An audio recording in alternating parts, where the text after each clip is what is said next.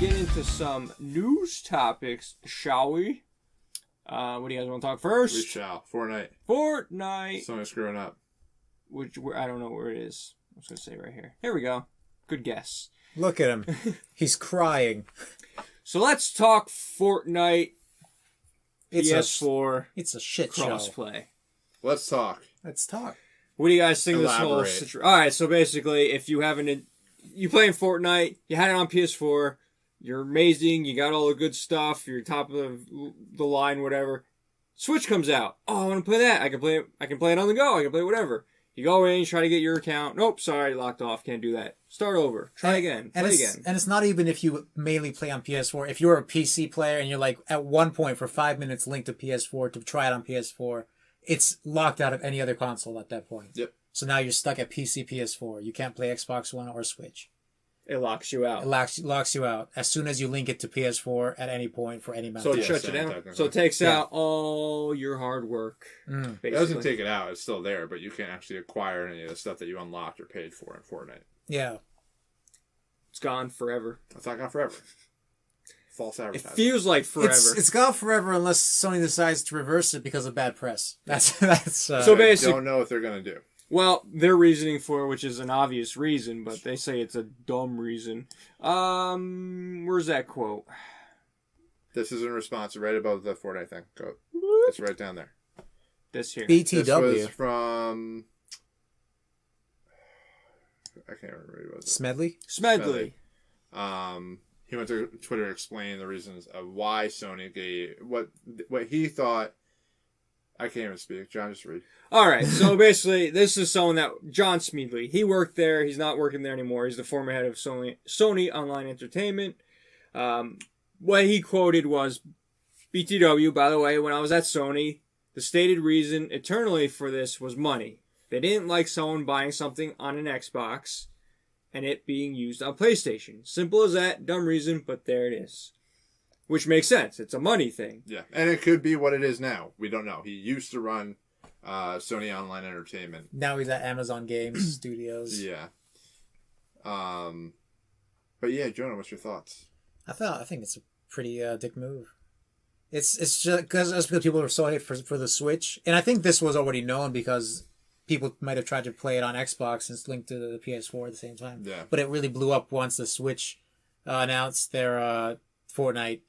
And people tried to log into the Switch version, so now it's this whole huge thing. And I hope that they decide to turn that around just so that people will stop bashing them. Well, it's one of those things though, like money wise, obviously. So you buy it for PlayStation, it's free mostly. The Battle Royale is free, so I don't know what the problem. But anyway, just with that in mind. But you go to play it on PlayStation. If you bought whatever, it's for PlayStation, and now it gets on the Switch, they don't want people jumping off their PlayStation version to go on Switch because they're afraid they'll never go back. Yeah, pretty much. And as a business thing, I guess that makes sense. Unfortunately, we talked about this before, Xbox is all about crossplay. Why? Because sales-wise and competition-wise, they're not like they were in the 360 days, on top of everything, If you see any event anywhere, it's usually laid out by Xbox 360 somewhere. And but now that's the roles are reversed, PlayStation, they can make those decisions because it doesn't bother them. Mm-hmm. The big thing about this is they're hoping it makes a big stink enough for them to want to change their minds. Let them be player friendly with all this stuff. Now, having said all that, I mean, what do you think? Is this something Sony should do? Is this something Sony has to do? I don't think they have to do it. Their responses thus far, though, has just been kind of unacceptable to a lot of people. It's really been a non-response kind of response. And the thing was that non-response was more geared towards like cross-play capabilities, saying, "Oh, well, we allow for PS4 to cross-play with mobile and PC." So on and so forth. But the biggest problem was it wasn't necessarily the crossplay with other platforms. It was the idea that your account is locked behind a PSN account. And that is with their response, it was like they didn't even know why the world was mad at them. It was very kind of tone deaf. Mm-hmm.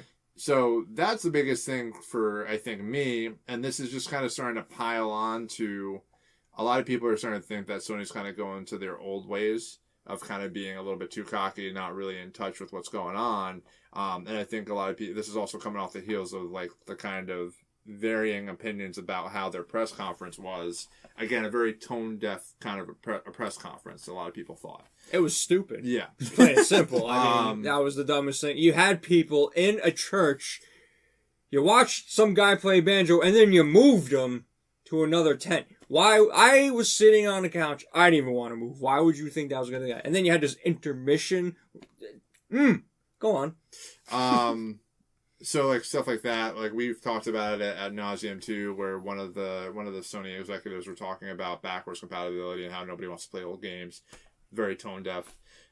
So it's like they're starting to pile up some of these kind of missteps from a PR perspective, and I think Microsoft is just starting to capitalize on. Yeah. And everything they say no to, they're like, oh, we do that. And I really recommend anybody that's interested in the kind of topics that we're talking about, or Xbox, definitely go back and go look at Giant Bomb's interview with Phil Spencer, and he talks about it. He says that, you know, he's reached out to Sony about it, and it's pretty much just come down to, he doesn't go into detail, but he just comes down to just what they want their business to be, or what the business elements of what they're doing is, which he's not going to go and throw them under the bus, but at the same time, we now know based on that conversation that it is pretty much Sony that's holding the cards with this kind of a thing. So it is what it is.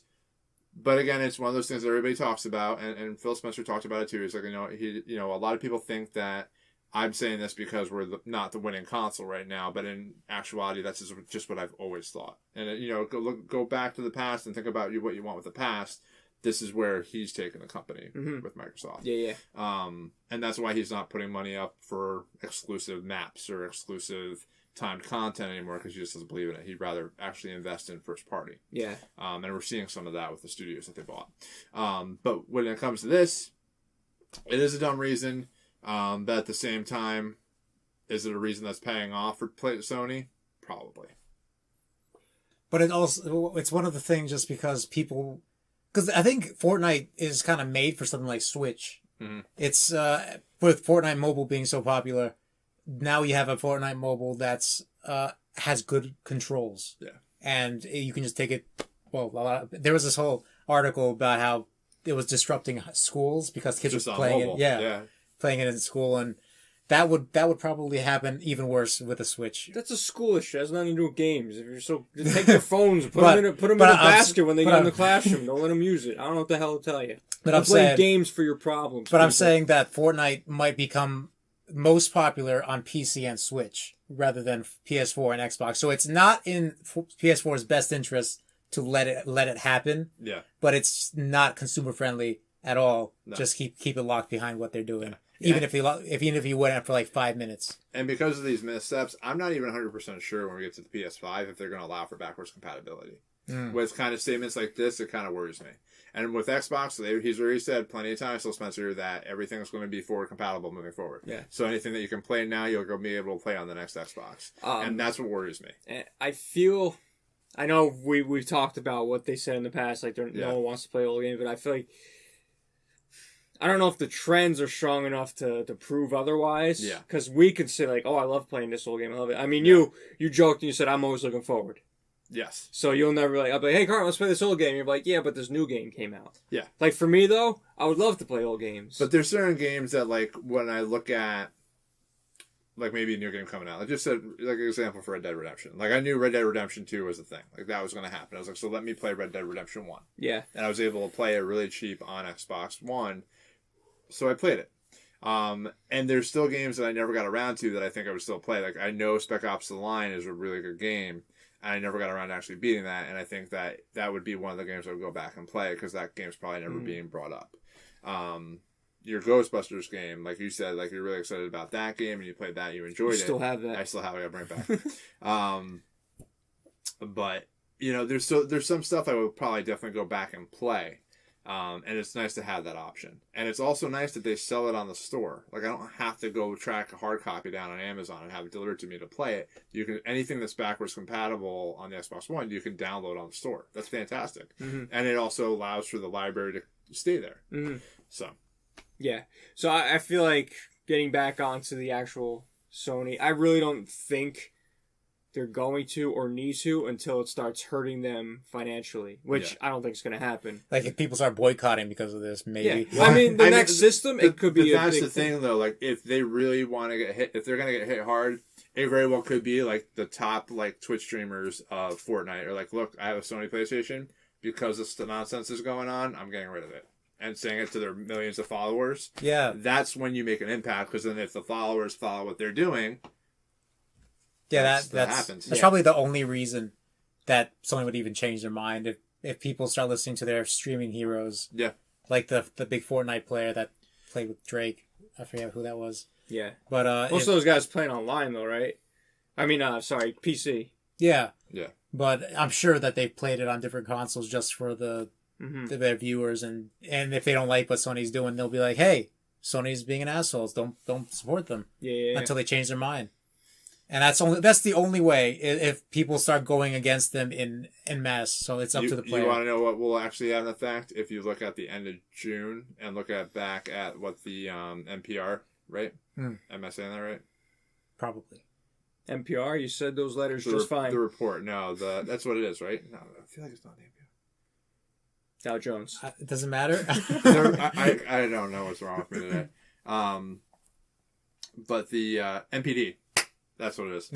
NPD, which stands for? I don't know, but it's a product something or other. It tells you what was actually sold last month. If the NPDs come out and Xbox is actually the number one selling console, then it might have something to say about what happened. Well, Xbox One X price drop. They did have the price drop. They did have a so price they had drop. the And actually, I was at Walmart the other day, and I saw a bunch of those in the cases. Xbox One X. Mm-hmm. Yep, they were in Target today when I was there. Yeah, and I did see SNES Classics in the case in the wild for first time. Actually, not first time, twice in its whole run. So there's only 2 in the case. So surprised. Did you get those? I did not. Oh well, then there you go. But anywho, final thoughts on this, folks? No, but you guys should like and comment, and then also subscribe and hit the bell. Let us know what you think too about this whole thing. Where we tell us your negative opinion on Sony. Okay, pretty much. I mean, that's what they can add to this.